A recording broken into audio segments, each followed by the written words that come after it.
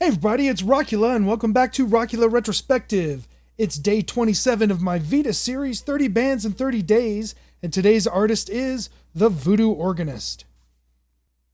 The main component of the Voodoo Organist music is obviously the organ, and it lends itself to this spooky flavored mix of sin, vice, and debauchery.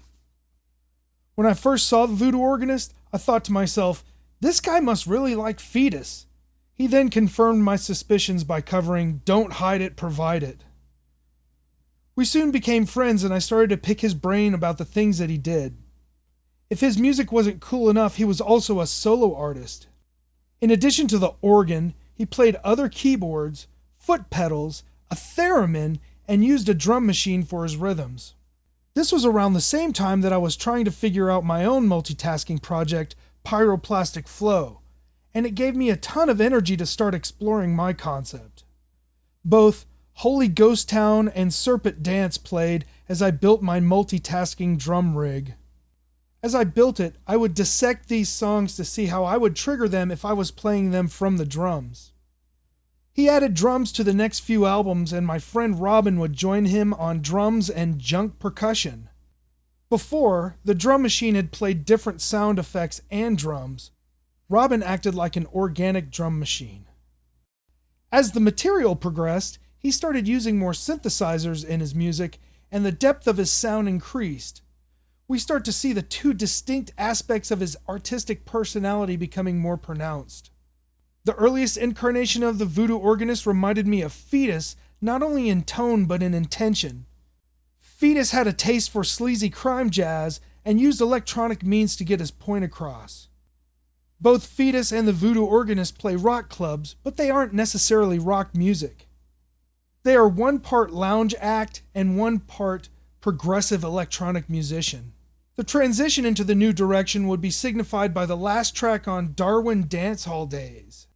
There had been electronic enhancements on the other albums, but The End of This World Part 2 signified a new balance that would be achieved between the sleazy lounge and progressive electronic side of the Voodoo Organist's personality. The opening track of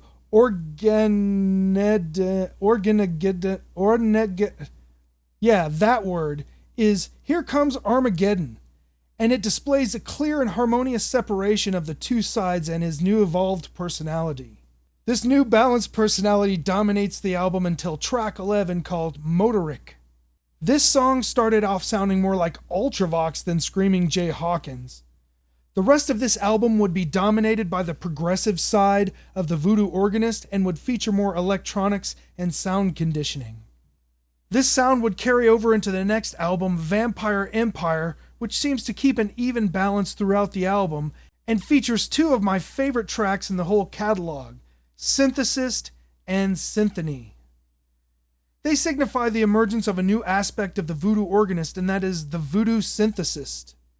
Scott Wexton has been a great friend and a source of information as well as inspiration. He has been talking about his new EP that will be released soon of Exotica music, and an album to be released in 2016 which he describes as Synthedelic Industriala. I'm very excited to see what's up the fiery red sleeve of the Voodoo Organist in the near future.